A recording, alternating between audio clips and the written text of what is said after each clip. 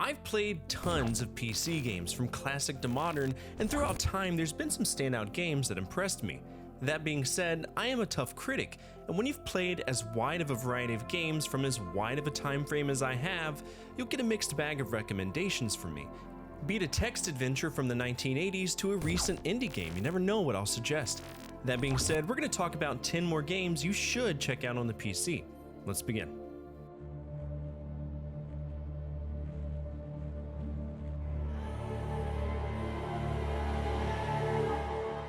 Diablo has always been interesting to me. I didn't expect to like it, because the first one was so different in that it wasn't at all what I expected it to be, like 20 floors of non-stop action, and if I wanted to beat it, I needed to restart with my XP and do it all over again, and that wasn't for me. Then as time went on, I checked out Diablo 2, and that set the foundation for what I expected from the franchise as a whole moving forward. I had the luxury of playing Diablo 3 with friends, and I waited anxiously for Diablo 4 to come out, especially since they had announced a shitty gachapon mobile game with Diablo Immortal. Once it came out, I hit the ground running, playing it with my friends and enjoying it for what it was, a solid Diablo game. Was it the best? No, and that's okay. It didn't need to be. I just wanted the lore to move forward, and that's exactly what happened. I can't complain. Green.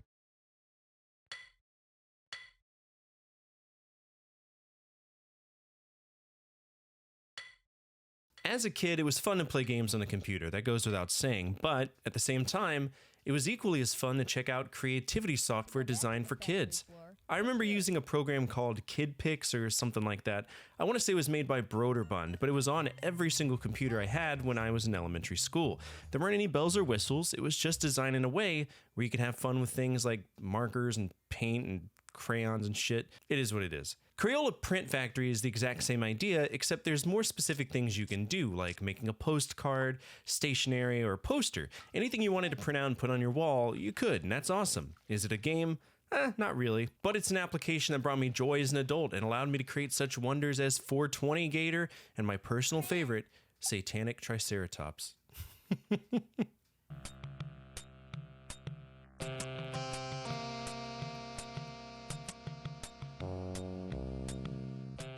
Space Quest stemmed from an era where Sierra was pumping out these epic text parser-based point-and-clicks everywhere you turned. It was quest this, quest that.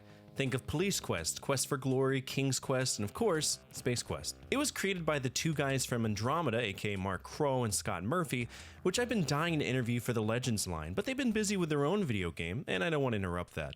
Space Quest 3 is chocked the brim with pop culture and film references that always made me giggle, like allusions to Star Wars, Terminator, Star Trek, Rock'em Sock'em Robots, the Acme Corporation, you name it, it's there.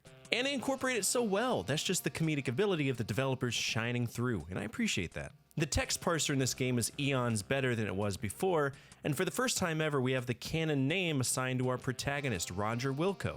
If you want to play a solid game that existed prior to the jump to true point-and-click mechanics from Sierra, this is a great choice.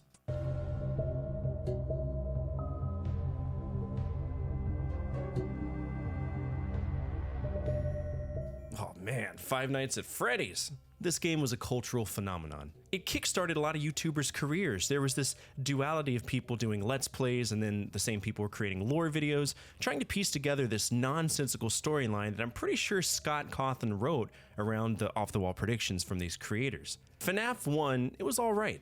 I do suggest it to people, and it has its own difficulty, but once you learned your rhythm, the game was stupid easy. FNAF 2, however, brother, that game is hard as fuck. In the previous game, you sat at a security station with two doors to protect you and lights to check and see if anything was lurking in the hallways. Of course, we had our cameras as well, but in this game, you're out in the open. You had two vents next to you and a long hallway before you, and you never knew what would pop up there. You'd have to use a flashlight to scare them away, and if something did show up, you'd have to put a mask on your face to confuse the animatronics, and you had to be fast, lightning fast. There was also a doll you had to keep wound up, because if you didn't, it would kill you as well. To me, this is a very technical game, and I appreciate everything Scott did to make this epic.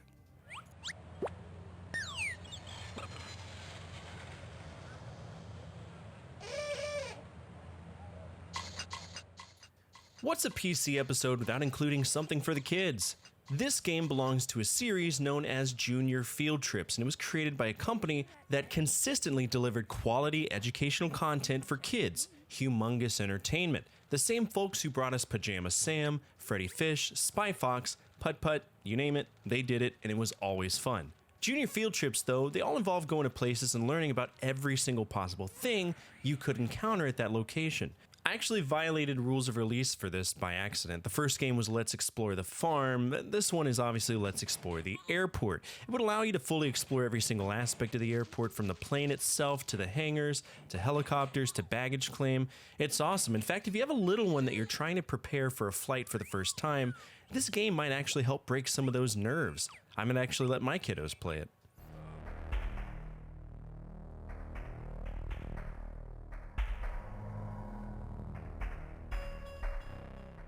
Sierra, in my opinion, were the best of the best when it came to making quality point-and-click games. Some people might argue that Lucasfilm games were just as great, and that's a very decent argument, but I am biased towards Sierra because I played their games first. That's just how it was.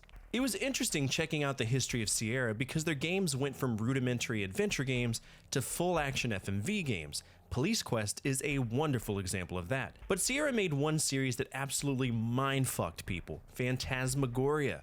It was expensive, it was gory, and it made you feel like you were actively inside an episode of The Twilight Zone. And while the first game was epic, the second game ramped up the insanity 12-fold. Phantasmagoria 2, or A Puzzle of Flesh, was the answer to the first game, although it isn't tied to the first game in plot.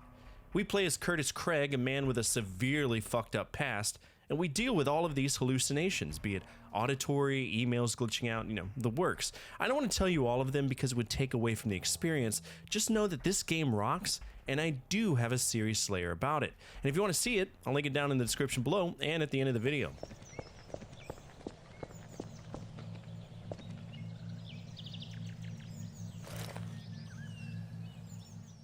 I don't know if I want to call this a game. To me, this is a sandbox fuckfest of nonsense, and for a while the mechanics of the game allowed for what most people would consider YouTube shitposting, animated scenes created by manipulating facial expressions and crudely dubbing over the characters. That was a time to be alive. But there were more mods that made this game worth it, like Prop Hunt or Trouble in Terrorist Town, two modes that ended up being extremely culturally relevant. Without Trouble in Terrorist Town modernizing the party game of Mafia, we might not have Among Us, and Prop Hunt, that's 100% still present in games to this day. I like to think that Gary's mod had something to do with it, but it is what it is. Oh, hey, by the way, if you're wondering why it's called Gary's mod, it's because Gary Newman was the developer. Now you know. Freeze, sucker! I give up! Don't shoot me! Crime Patrol. This game is so bad it's good. So there was an entire era where light gun games were dominated by full motion video, and the people who we can thank for that are American Laser Games. They are the folks who made Mad Dog McCree, Space Pirates, or Who Shot Johnny Rock. That's one that a lot of people know. There were about 10 light gun games that they released, and for the most part they all kicked ass. Now, Crime Patrol to me is one of the more difficult ones. We basically go through the motions of being a cop, then we move on to Drug Patrol, then we enter SWAT, then we go into Delta Force.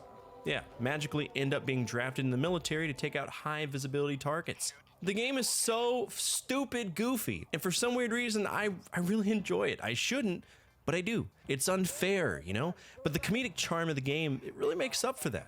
I actually struggled with the 3DO and the Laserdisc version of it, so if you want a good time, just find the Windows executionable for it.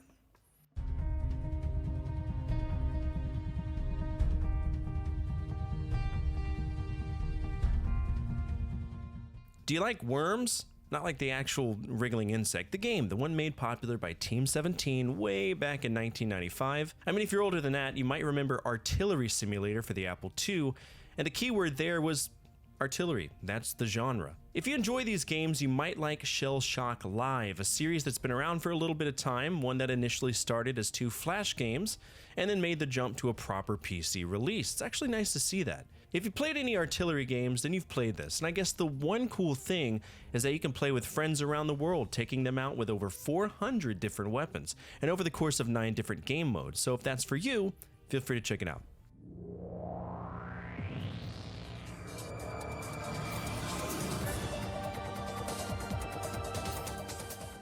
Light gun games are tremendous fun, and if you're me, you remember the House of the Dead. You likely remember House of the Dead too, and for a long time, that's where the lineage stopped, at least for me. Emulating these games was not an easy thing. They run on specific hardware, and thankfully that emulation is available now. But when I was growing up, it was really finicky to get these games running. It was important to me to play this, because this was the game I played with Yoshio, if you remember that story I told a while back during my 10 Gaming Memories episode, which if you haven't seen, just like the other episode, I'll post it down below and at the end of this video. House of the Dead 3 continues the storyline that was made popular by the franchise to date, existing 21 years after the Curian Mansion incident. We play as Agent G and the daughter of Thomas Rogan, Lisa Rogan. It's unique in that it has 4 different endings, and I challenge you, try to see them all. And that's it for today's episode. What did you think of this list? Are there any PC games that I didn't mention that you feel other people should really check out? If you believe so, feel free to share it with the community. Speaking of our community, if you made it to the end of this episode, you're already home with us. We're a gathering of video game enthusiasts that love to remember when life was a little bit easier to live. And if you align with that, you'll fit right in. Finally, the single most important thing you can do for me is to hit that thumbs up button, as it directly impacts the visibility of the videos and the projects that I work on every single day. As always, from my family to your family, good energy, good vibes. Fortefyre out.